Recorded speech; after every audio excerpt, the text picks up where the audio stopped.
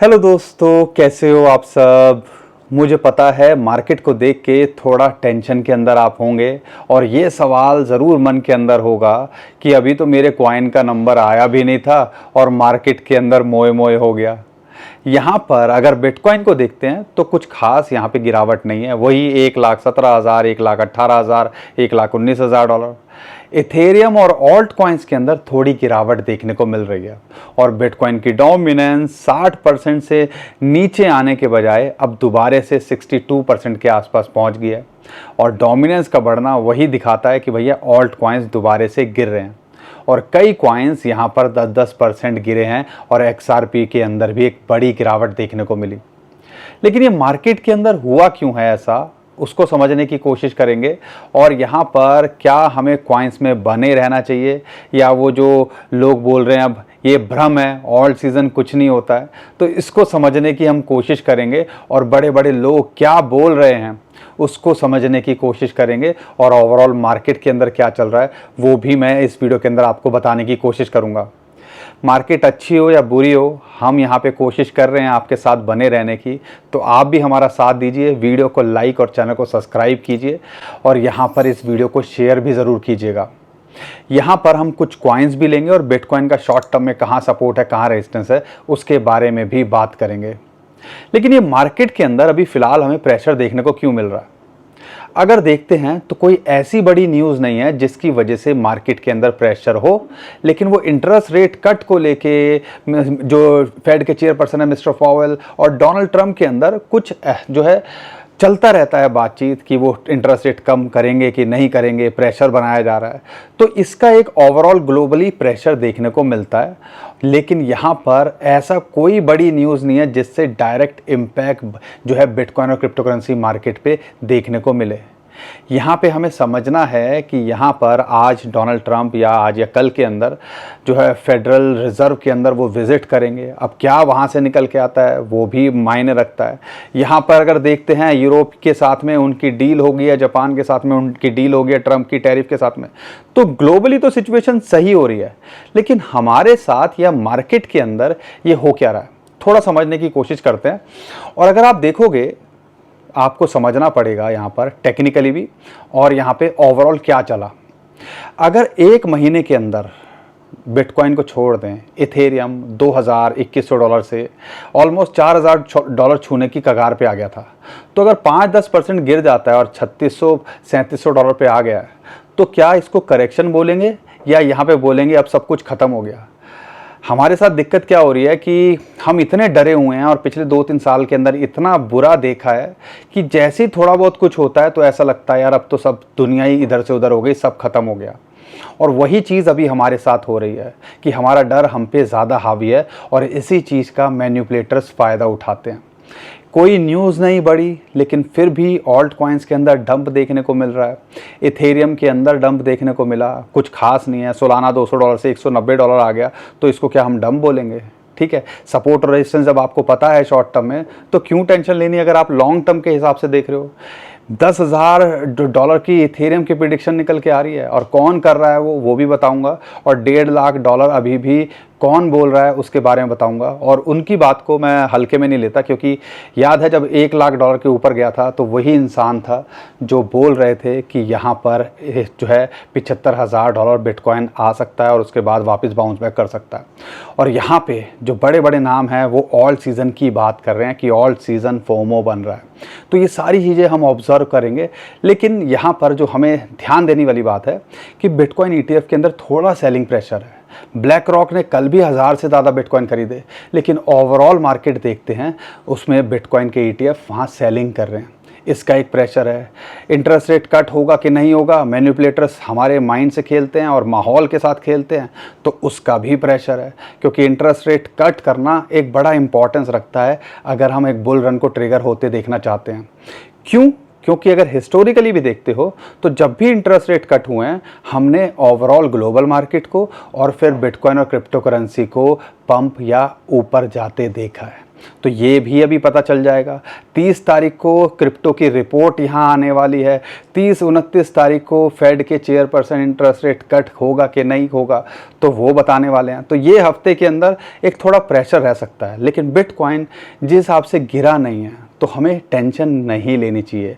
1,17,16,000 से कल फिर 1,19,000 पहुँच गया था, अभी दोबारा 1,18,000 1,17,000 पे घूम रहा है। तो जब तक या तो एक बड़ा क्रैश ना कर दे तो हमें समझ में आता है चलो भाई कोई न्यूज़ हो, नहीं तो अगर ऐसे थोड़ा सा प्रेशर रहेगा तो ऑल्ट कॉइन थोड़ा वेट एंड वॉच के अंदर चले जाते हैं। आप कह लीजिए जितने भी कॉइन्स ले लो 50-50 100% बढ़ गए थे, तो 10-20% की गुंजाइश रहती है करेक्शन की, और उसके लिए हमें तैयार रहना चाहिए और इसको एक हेल्दी करेक्शन की तरह हमें लेना चाहिए। लेकिन न्यूज़ क्या निकल के आ रही है, ETF थोड़ा सेलिंग प्रेशर बना रहे हैं।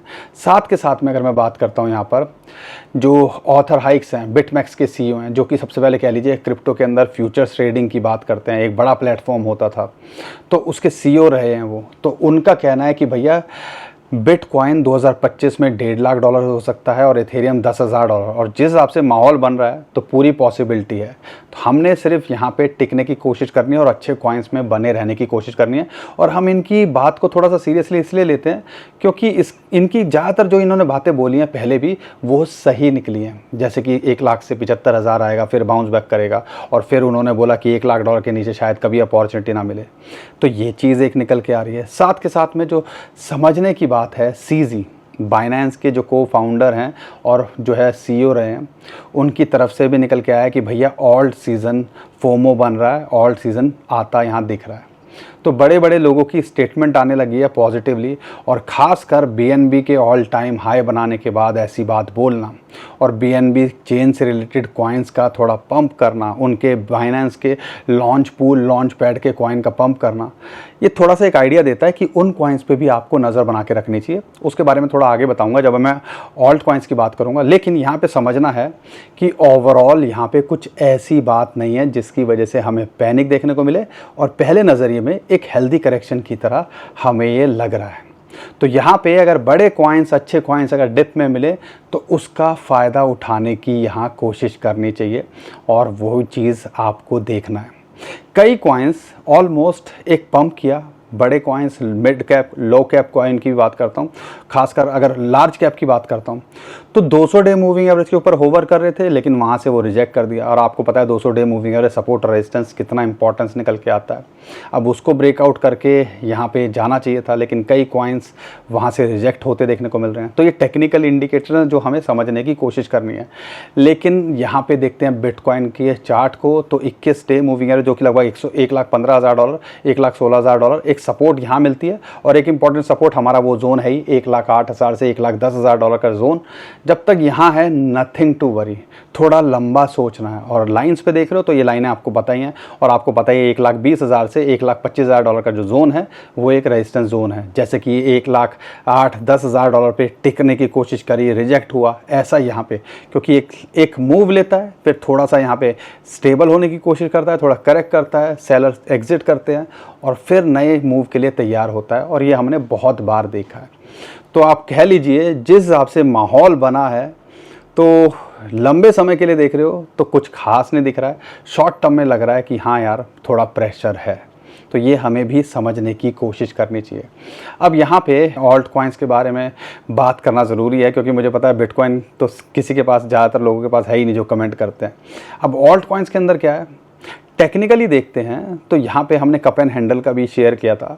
वो हैंडल के एक नेक लाइन पे रेजिस्टेंस फेस कर रहा था, हमें लगा कि ये ब्रेकआउट करना चाहिए, अभी नहीं तो थोड़े दिनों बाद ये ब्रेकआउट करेगा। तो हमें लगता है ये मार्केट जो बिटकॉइन और इथेरियम के मार्केट कैप को छोड़ के देखते हैं तो ये $3.5 ट्रिलियन तक, $4 ट्रिलियन तक भी जाते देखने को मिल सकती है।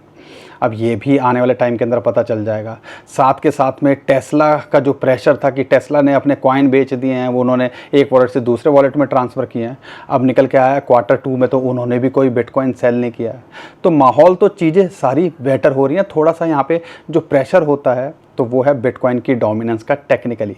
अब टेक्निकली समझने की कोशिश करेंगे तो यहाँ पे 60% से नीचे आने का बहुत लोग इंतज़ार कर रहे थे, क्योंकि एक साइकोलॉजिकल होता है 60% से नीचे है तो एक बड़ा डंप देखने को मिल सकता है बिटकॉइन की डोमिनेंस में, लेकिन वैसा नहीं हुआ और बिटकॉइन की डोमिनेंस 60% से ऊपर से बाउंस करते देखने को मिल रही है। अभी फिलहाल 62.5% पे एक रेजिस्टेंस है 200 डे मूविंग एवरेज की, जहाँ पे पहले इसको एक सपोर्ट मिल रही थी। अब यहाँ पर जब तक है तो नथिंग टू वरी। थोड़े ऑल्ट कॉइन्स प्रेशर में आए हैं, 50-100% बढ़े हुए हैं तो 10-20% गिरते हैं, तो उसके लिए परेशान होना चाहिए या इसको हेल्दी करेक्शन के लिए सोचना चाहिए, वो हम आप पे छोड़ते हैं।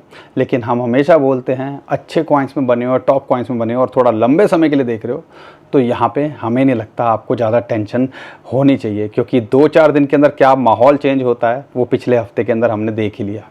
अब यहाँ पे इसके अलावा जो हमें फोकस करना है, अब कौन से कॉइन्स पे फोकस करें। अब इथेरियम को देखते हैं तो कुछ खास डंप नहीं है, लेकिन इथेरियम के अंदर एक सपोर्ट है 3350 के आसपास, जब तक यहाँ पर है इसके ऊपर है नथिंग टू वरी। मुझे लगता है कि $4000 पे एक रेजिस्टेंस है, उसको पार करेगा तो ये आने वाले टाइम के अंदर पंप करता देखने को मिल सकता है और पूरी पॉसिबिलिटी है ये अपने ऑल टाइम हाई को छूने का या उसके पार जाने का।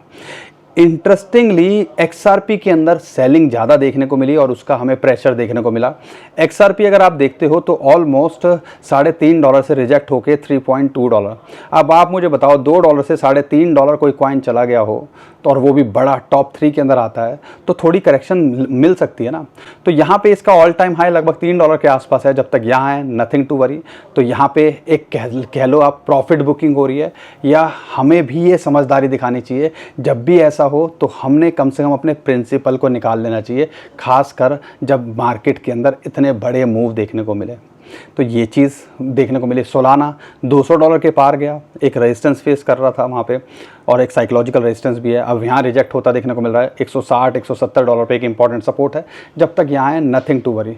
एडीए की बात करता हूँ, $0.75 के आसपास मिल जाए तो उसके अंदर एंट्री के लिए देखा जा सकता है, एक अपॉर्चुनिटी उसके अंदर मिलती है। ब्रेट मीम कॉइन है, अगर आपको मैं थोड़ा सा चार्ट्स के साथ बताता हूँ ताकि और अच्छा रहे और मैं थोड़ा सा और अच्छे से समझा पाऊँ आपको। कॉइन वाइज लेंगे, जैसे मैंने गाला के बारे में बताता हूँ। गाला को भी 200 डे मूविंग एवरेज की एक रेजिस्टेंस मिली, वहाँ रिजेक्ट होके अभी ऑलमोस्ट 0.017 के आसपास चल रहा है। इसके आसपास मिल रहा है 0.01716, एंट्री बनाई जा सकती है लेकिन थोड़ा लंबा सोचना पड़ेगा। डॉट की बात करते हैं, वही 200 डे मूविंग एवरेज की इसको रिजेक्शन मिली, अभी यहाँ पे लगभग $4 के आसपास है। 4 या 3.8 एक अपॉर्चुनिटी ये भी देता है। पॉलीगॉन मैटिक वही $0.27 के आसपास 200 डे मूविंग रेजिस्टेंस मिली, अभी यहाँ पे ऑलमोस्ट $0.22 के आसपास है। इसके आसपास एक एंट्री बनाई जा सकती है अगर आप लंबे समय के लिए सोच रहे हो, लेकिन अच्छी एंट्री $0.2 के नीचे ही मिलती है। ब्रेट एक अपॉर्चुनिटी दे रहा है एंट्री बनाने की, 0.055 के आसपास मिल रहा है तो एक अपॉर्चुनिटी है। 200 डे मूविंग की सपोर्ट मिल रही है, यहाँ से मूव करेगा तो हमें लगता है ये भी पोटेंशियल रखता है अपने ऑल टाइम हाई को छूने का लंबे समय के अंदर। लेकिन यहाँ पे 3-4 कॉइन है जिस पे आप ऑब्जर्व कीजिएगा। अब वो क्या हो रहा है, बीएनबी ने ऑल टाइम हाई बनाया, बाइनेंस के कॉइन या Binance launch pad launch pool के कॉइन और खासकर एआई से रिलेटेड कॉइन मैं 2-3 दिन से ऑब्जर्व कर रहा हूँ, उनके अंदर एक मोमेंटम आ रही है, एक अलग सा माहौल बन रहा है। अब वो आप देखिएगा, जो भी 2025 के अंदर कॉइन लॉन्च हुए हैं और उसके हमने देखा है जो उनके रेट थे उससे कहीं नीचे गिरे हुए हैं, अब उसके अंदर यू शेप रिकवरी देखने को मिल रही है। तो थोड़ा बारीक नज़र रखिएगा इन कॉइन्स पे। मैं ये नहीं कह रहा हूँ आप एंट्री इन पे बनाओ, लेकिन इनको वॉच करो कि कैसे क्या चलता है पीछे, और हमें ऐसी ऐसी चीज़ों को पकड़ना है ताकि कोई कॉइन के अंदर हम अपॉर्चुनिटी उठा सकें। अब यहाँ पे देखो, एक सराह करके है, एआई है, सीडिंग से आया था इसके पास में, उसके अंदर हम वॉच कर रहे थे तो वहाँ पे वो जो है पंप करता देखने को मिल रहा है आज 40% के आसपास, और पिछले 2 दिनों के अंदर देखते हो तो ऑलमोस्ट ये जो है डबल के आसपास हो गया।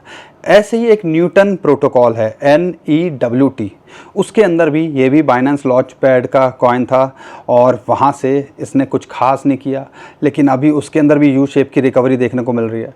तो ये अगर 0.37 के आसपास मिल जाए तो इसके अंदर एक अपॉर्चुनिटी लगती है, लेकिन ऐसा लग रहा है कि ये भी आने वाले टाइम के अंदर अच्छा करता देखने को मिल सकता है। तो मैं क्या कहना चाह रहा हूँ आपको, ऐसे ही एक और है शेल। वो भी एआई से रिलेटेड है और यहाँ पर इनके लॉन्च पूल का ये कॉइन है। अब उसके अंदर भी ऐसी मोमेंटम आ रही है। तो ये जो कॉइन्स हैं जो लॉन्च हुए हैं इसके ऊपर, और जब इनके अंदर मोमेंटम आती है, सीजी ने भी ये कुछ इशारा किया है, तो देखिएगा कि अगर अच्छे रेट पे मिले 0.17 के आसपास ये भी मिल रहा है तो इस पर भी फोकस किया जा सकता है। ऐसे ही यहाँ पर एक और कॉइन अगर देखते हैं, LA करके है, ला, अगर वो आपको मिल जाए तो उस पर फोकस किया जा सकता है 0.3536 के आसपास। तो यहाँ पे हमने कुछ कॉइन्स ऐसे ढूंढने हैं जो Binance launch pad launch pool के हों और जिनके अंदर अभी एक वॉल्यूम सर्ज होते देखने को मिल रही है।